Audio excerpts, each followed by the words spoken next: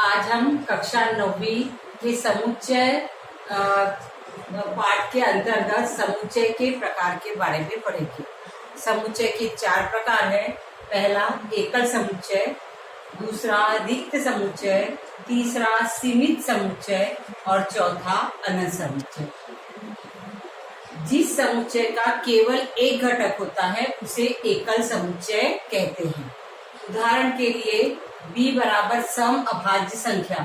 हमें पता है कि सम अभाज्य संख्या सिर्फ 2 है, यानी b समुच्चय का घटक सिर्फ 2 है, अतः यह एकल समुच्चय है।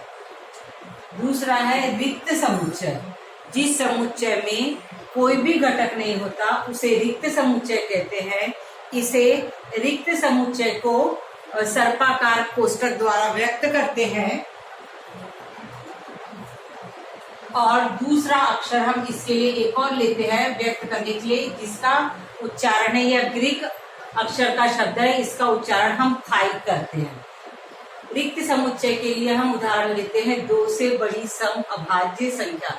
हमें पता है कि 2 से बड़ी एक भी अभाज्य संख्या नहीं है, इसलिए यह सी समुच्चय जो है रिक्त समुच्चय है और इसे हम फाई द्वारा भी व्यक्त कर सकते हैं।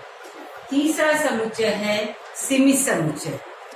जिस समुच्चय के घटकों को गिना जा सकता है उस समुच्चय को सीमित समुच्चय कहते हैं। इसके लिए सीमित समुच्चय के लिए दूसरा शब्द परिमित समुच्चय, इस शब्द का उपयोग भी किया जाता है। इसका उदाहरण लिया हमने 1 से 10 के बीच की सम अभाज्य संख्या। 1 से 10 के बीच की सम संख्या। सम संख्या अब हमको मालूम है 1 और 10 के बीच 2, 4, 6, 8 ये 4 सम संख्या है। इन सम संख्याओं को गिना जा सकता है, इसलिए इसे हम सीमित समुच्चय या परिमित समुच्चय कहते हैं। चौथा प्रकार है अनंत समुच्चय। जिस समुच्चय के घटकों को गिना नहीं जा सकता उसे हम अनंत समुच्चय कहते हैं। उदाहरण आकाश में स्थित अनगिनत तारे। उसी तरह से यदि हम प्राकृतिक संख्या का समुच्चय लेते हैं तो n बराबर 1, 2, 3, 4, 100, 1000, 10,000 और इस तरह से यह गिनती कभी भी खत्म नहीं होती है। यह कहलाता है अनंत समुच्चय।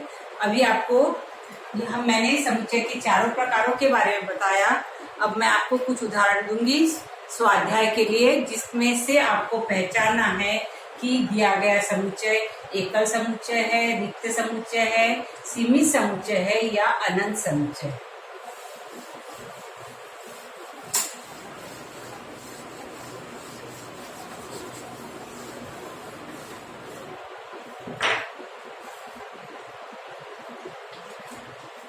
समुच्चय के प्रकारों को पहचानना।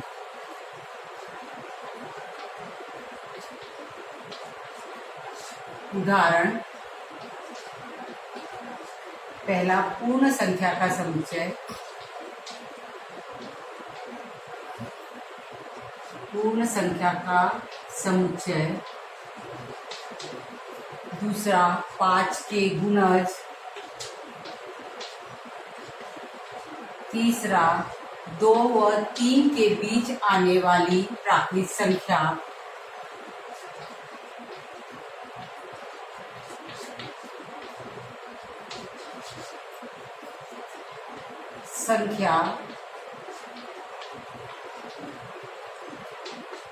चौथा 1 और 10 से छोटी और 1 से बड़ी संख्याओं का समुच्चय।